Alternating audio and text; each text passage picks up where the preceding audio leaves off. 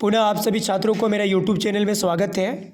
मैं इस बार 12th arts जेसी model set 1 Hindi elective का लेकर आए हैं। इनका जो ऑब्जेक्टिव क्वेश्चन उनको सॉल्व करवा रहे हैं। आप सभी छात्र अच्छे से अध्ययन कर लें ताकि आपको इस बार के एग्ज़ाम में बहुत ही बेहतर मार्क्स आए।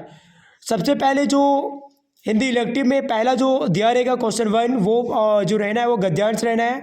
गद्यांश को पढ़कर उसको अध्ययन करना है। उनके बाद 1 से लेकर 4 तक का जो प्रश्न पूछा जाएगा गद्यांश ही रहेगा, उसको आपको आंसर देना है। तो गद्यांश जो होता है बिल्कुल ईजी होता है। मैं कॉपी के माध्यम से लिखकर आप सभी को बता रहे हैं। तो चलिए देखते हैं गद्यांश को आप लोग अध्ययन कर लीजिएगा। पहला क्वेश्चन जो इनमें आ रहा है गद्यांश में वो है ना, वर्तमान समय में दी जाने वाली शिक्षा। तो वर्तमान समय में जो दी जाने वाली शिक्षा है वो की क्या है, विशेषता निम्न में से कौन सी है। तो इनमें से अगर आप पैसेज में पढ़िएगा तो इनमें से क्या आ रहा है कि सभी दिया हुआ है पैसेज में। तो इनका जो उत्तर होगा इनमें से सभी होगा। पहला ऑप्शन जो है दृष्टिकोण को विकसित करने में सहायक, ये भी सही है। बुद्धि को तेज करने वाली, ये भी सही है। और व्यक्ति की भावनाओं को सचेत करने वाली, ये भी सही है। मतलब पहला का आंसर जो है वो ये सभी होगा। मतलब 4 ऑप्शन जो है वो सही है। इनके बाद दूसरा में जो क्वेश्चन दिया हुआ है वो है, आज पढ़ा लिखा युवक अपने जीवन को बहुमूल्य समय कहाँ नष्ट कर देता है। तो आप जब पैसेज में पढ़िएगा तो उसमें दिया हुआ है कि आजकल की जो युवा है वो नौकरी खोने में अपना पूरा समय जो है बहुमूल्य समय वो नष्ट कर देता है। तीसरा क्वेश्चन है कि भारतीय विद्यार्थी को दी जाने वाली शिक्षा का प्रथम सोपान है। तो इसमें अगर आप पैसेज में अध्ययन कीजिएगा तो इसमें दिया हुआ है शिक्षा जो आवश्यक हो। तो ये तीसरा का जो आंसर होना है तीसरा क्वेश्चन का वो 2 नंबर का होगा, शिक्षा जो आवश्यक हो। चौथा में है पैसे में हमें लगता है थोड़ा डॉट लिखा हुआ, रेडी लिखा हुआ, टेढ़ी होना चाहिए। तो टेढ़ी खीर बन जाना मुहावरे का अर्थ क्या होता है। तो इनका अर्थ होता है ना काम कठिन हो जाना। टेढ़ी खीर बन जाना का अर्थ होता है काम कठिन हो जाना। फिर आप सभी का पुनः एक और जो है वो पद्यांश दिया हुआ है, उनको अध्ययन करना है। 5 से 8 तक का क्वेश्चन को पूछना है। तो आप सभी छात्र ये जो पैसेज दिया हुआ है उनको अध्ययन कर लेंगे। हम क्वेश्चन आंसर पे आते हैं। तो 5वां नंबर में क्वेश्चन पूछा हुआ है रघुकुल की अभाग्नि रानी कौन है। तो इसमें अगर आप पढ़िएगा तो इसमें दिया हुआ है जो रघुकुल की अभाग्नि रानी है वो कैकेयी है। धिक्कार उसे था महास्वार्थ ने घेरा। पंक्ति में क्या ना किसे महास्वार्थ ने घेरा था। तो इसमें भी अध्ययन करने के बाद दिया हुआ है कि इसमें जो कैकेयी है वो महास्वार्थ में घिरा हुआ था, जिसके कारण ही राम को वनवास की ओर वो भेजने के लिए आग्रह किए थे राजा दशरथ से। 7वां जो क्वेश्चन है वो है प्रभु शब्द का प्रयोग किसके लिए हुआ है। तो प्रभु शब्द का प्रयोग जो है पैसेज में और हकीकत में भी प्रभु शब्द का प्रयोग जो है वो राम के लिए ही किया जाता है, राम के लिए ही किया गया है। भाववाचक संज्ञा का एक उदाहरण देना है। तो भाववाचक संज्ञा का एक उदाहरण है जो किसी को भाव को व्यक्त करता हो, मतलब कठोर। कठोर जो उसमें ये वर्णन हो रहा है कि इसकी जो भाव है वो क्या है कठोर, इसकी जो गुण है वो कठोर है। तो भाववाचक संज्ञा के उदाहरण क्या होगा, कठोर होगा। तो 8वां नंबर का आंसर जो है वो कठोर होना है। खंड खा में रचनात्मक लेखन से दिया हुआ है। इसका 9 नंबर का जो क्वेश्चन है वो है भारत में पहला छापा खाना कब खुला था। तो ये भी इंपॉर्टेंट क्वेश्चन था जो हम लोग पहले भी बताए थे। तो भारत में पहला छापा खाना जो है वो 1556 ईस्वी में खोला गया था। इनके बाद की जो क्वेश्चन है वो है 10 में जनसंचार के आधुनिक माध्यमों में सबसे पुराना माध्यम कौन है।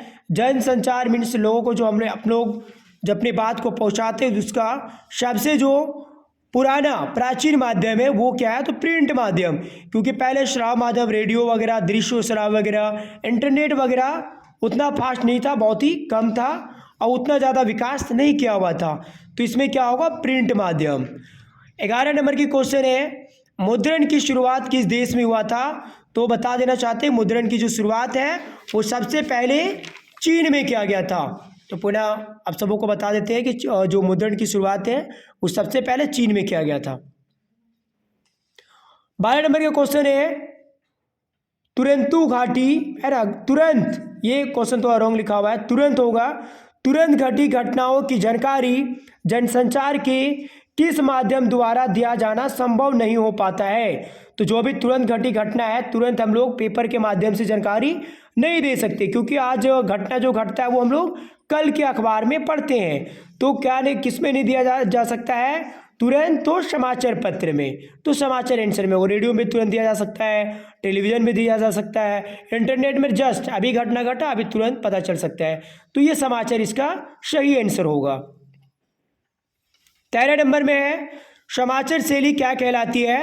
तो समाचार शैली जो है वो उल्टा पिरामिड शैली कहलाती है। तो ये 13 नंबर की क्वेश्चन है, फिर से बता देते हैं, समाचार शैली क्या कहलाती है। तो समाचार शैली जो है वो उल्टा पिरामिड शैली कहलाती है। समाचार पढ़ने वाले को क्या कहते हैं। तो जो समाचार पढ़ता है उसे वाचक कहते हैं। आप सभी को याद कर लेना है, जो समाचार पढ़ते हैं उसे क्या कहते हैं, तो वाचक कहते हैं। 15 नंबर की क्वेश्चन है फ्रीलांसर पत्रकार का अर्थ क्या होता है। तो फ्रीलांसर जो पत्रकार होता है उसका अर्थ होता है भुगतान के आधार पर अलग अलग समाचार पत्रों के लिए लिखना। मतलब भुगतान के आधार पर इसका कार्य होता है अलग अलग समाचार पत्रों के लिए लिखना। आगे आप सभी का 19 नंबर का जो क्वेश्चन है वो है, एक लगता है इधर छूट गया है क्या, सल्ला बताना है ना। सल्ला में जो क्वेश्चन पूछा हुआ है वो है कविता की पहली शर्त क्या थी। कविता की पहली शर्त क्या है, ठीक है। तो कविता जो होता है उसका पहला शर्त होता है शब्दों से मेलजोल, क्योंकि अगर शब्द से कविता में अर्थ ही नहीं निकलेगा तो कविता का कोई मोल रहेगा ही नहीं। 17 नंबर का जो क्वेश्चन है वो है साहित्य की कौन सी विद्या पढ़ने सुनने के साथ साथ देखने के तत्व को भी अपने अंदर समेटे हुए हैं। तो ये क्या होता है, नाटक। तो 17 का जो आंसर है वो क्या होगा, 2 नंबर का जो ऑप्शन है वो सही होगा, नाटक होगा। कहानी का केंद्रीय बिंदु क्या कहलाता है। तो कहानी का जो केंद्रीय बिंदु होता है उसे कथानक कहला जाता है। और जो खंड ग में पाठ्यपुस्तक से दिया हुआ है, इसमें प्रश्न 19 से 22 तक के लिए आपको पढ़ना है।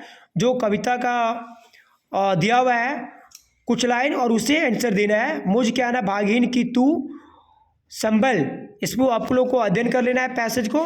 इससे जो क्वेश्चन आंसर उस पर हम लोग आते हैं। तो 19 नंबर का जो क्वेश्चन है वो है प्रस्तुत काव्यांश के कवि कौन है। तो ये जो लिखे हुए हैं उनका कवि का नाम है सूर्यकांत त्रिपाठी निराला। 20 में है कवि ने किसे अपना संबल कहा है। तो कवि ने जो है वो सरोज को अपना संबल कहा हुआ है। 21 का क्वेश्चन है कवि का जीवन कैसा रहा। तो कवि का जीवन, अगर इसका कविता को आप पढ़ते हैं तो इसमें वर्णन किया गया है कवि का जो जीवन है वो बहुत ही दुखमय हुआ था, मतलब दुखपूर्ण। तो 21 का आंसर जो होगा वो 2 होगा और बहुत ही दुखपूर्ण। 22 का जो है वो होगा विकल शब्द का अर्थ क्या है। तो विकल मतलब होता है व्याकुल। तो व्याकुल होना है, क्योंकि विकल का शब्द का अर्थ ही होता है व्याकुल होना। तो विकल शब्द का जो ये 22 का क्वेश्चन है उसका जो सही ऑप्शन होगा वो व्याकुल होगा। 23 में पूछा गया है जीवन के अंतिम मोड़ पर देवसेना द्वारा ठुकराने के पश्चात स्कंदगुप्त कौन सा प्रण लेता है। तो ये जो है ना वो देवसेना जो है वो उसके द्वारा ठुकराने पर स्कंदगुप्त जो है वो प्रण लेती है कि आजीवन या विवाहित रहने का। तो इनका सही 23 का जो आंसर है वो हो जाएगा आजीवन या विवाहित रहने की प्रण लेती है। फिर दिया हुआ है मैं उड़ान भरने के लिए क्या है कि व्याकुल। 19 नंबर तक हुआ ना। 24 नंबर की क्वेश्चन है इस बार सत्य कविता में कवि ने जीवन में सत्य की महत्ता को दर्शाने के लिए ना किसे माध्यम बनाया है। तो इसमें महाभारत के क्या ना पौराणिक संदर्भों को सत्य को दर्शाने के एक माध्यम बनाया हुआ है। तो 24 का सही आंसर क्या होगा, 3रा नंबर महाभारत के पौराणिक संदर्भों को। 25 में जो क्वेश्चन है वो है तुलसीदास की प्रसिद्ध रचना इनमें कौन सी है। तो इसकी जो प्रसिद्ध रचना है वो है रामचरितमानस। तो फिर से बताते हैं, तुलसीदास की जो प्रसिद्ध रचना है वो रामचरितमानस है। रामचरितमानस जो है वो तुलसीदास के द्वारा ही लिखा गया है। 26 में है, पीसो केहू क्या ना सदेश संग से क्या आने की भावना, ये काग पंक्ति किस कवि की है? तो जयसी की है। ये जो पंक्ति है, ये जो कविता लिखा गया वो जयसी के द्वारा, तो ये पंक्ति जो वो किस कवि का है? तो जयसी का है। केशवदास की काव्य भाषा क्या है? तो केशवदास की जो काव्य भाषा है वो ब्रज भाषा है। फिर ये है ना, वो आपको गद्यांश जो है उसको पढ़ना है और 28 से 31 तक का प्रश्न को आंसर देना है। इसमें दिया ना, अभी भी संबंध के है ना पिंजड़े में भारतीय, तो इसको आप सभी को जो पैसेज है पद्यांश से उसको अध्ययन कर लेना है। मैं क्वेश्चन आंसर पे आता हूँ। तो 28 का जो क्वेश्चन है वो है, प्रस्तुत पंक्तियाँ किस पाठ से लिया गया है? तो ये जो दिया हुआ है प्रस्तुत, ये पंक्ति जो दिया हुआ है वो है अथास में रोचते विश्वम, इसी से ये लिया गया है। तो 28 का सही आंसर जो होगा वो तीसरा होगा। 29 में दिया गया है, प्रस्तुत पंक्तियों के रचनाकार हैं। तो ये जो पंक्ति है उसका रचनाकार कौन है? तो रामविलास शर्मा। इसके जो लेखक है वो रामविलास शर्मा है। 30 में है, भारतीय जीवन विभाग कहाँ बंधी है? तो भारतीय जीवन विभाग जो है वो संबंधों के पिंजड़े में क्या है? बंधी हुई है। 31 का जो है वो है, लेखक किसे धिक्कारता है? तो इसका सही ऑप्शन जो होगा वो लेखक जो है ना, दूसरा में जो दिया हुआ है, पराधीनता को बढ़ावा देने वाले को ये जो है वो धिक्कारता है। 32 का जो क्वेश्चन है वो है, रामचंद्र शुक्ल के पिता का तबादला जब हमीरपुर से मिर्ज़ापुर हुआ तब क्या है ना कि शुक्ला जी का उम्र जो है वो कितने वर्ष थी? तो इस समय जिस समय उसका पिताजी का तबादला हुआ था उस समय जो इसकी एज है, उम्र है, वो 8 वर्ष का था। 33 में क्वेश्चन है ना कि सुमरिनी के मन के पाठ के अंतर्गत कितने लघु निबंध हैं? तो इसके जब अगर पाठ को अध्ययन किया जाए तो इसमें 3 लघु अध्ययन दिया हुआ है इसके अंतर्गत। 34 में है, मैं क्या ना भाई की नौकरी करके ना पेट पाल लूँगी, यह कथन किसका है? ठीक है, तो ये बड़ी बहुरिया के, जब बड़ी बहुरिया को वहाँ पे बहुत कष्ट होता है तो वो संदेश भिजवाने के काम करती है कि मैं अपने घर में अपने बड़ी भाई की नौकरी करके भी क्या कर लूँगा? तो रह लूँगा। ठीक है, तो ये जो संदेश है वो किसका है? तो बड़ी बहुरिया की है। 35 में है, दूसरा देवदास कहानी का नायिका जो है वो कौन है? तो पारो। इसमें 35 का जो सही ऑप्शन होगा वो पारो होगा। 36 में दिया हुआ है, कुटज के क्या है ना पौधे की क्या विशेषता होती है? तो इनका सही ऑप्शन जो है वो होगा ये सभी, क्या है ना, अपराजय जीवन शक्ति भी होता है, स्वावलंबन भी होता है, आत्मविश्वास भी। इसकी सही आंसर ये सभी होगा। सूरदास की झोपड़ी पाठ के अंत में है ना, क्या सूरदास क्या निश्चय करता है? तो जब उसका झोपड़ी को जला दिया जाता है पुनः पाठ के अंत में वो ये निर्णय लेता है कि पुनः झोपड़ी मुझे बनाना है। तो इसका सही आंसर होगा 37 का 3, पुनः झोपड़ी बनाने का। 38 में है, अष्टम में जो है ना, रह गए रूप और क्या है कि शेखर सिर्फ क्या है ना हारने के गिरने के शोर को क्या है कि छोड़कर कोई आवाज़ नहीं थी। कहीं पंक्ति के लेखक कौन है? मतलब इसकी जो पंक्ति है उसके लेखक कौन है? तो संजीव है। इस पंक्ति के जो लेखक है वो संजीव है। फिर इसके बाद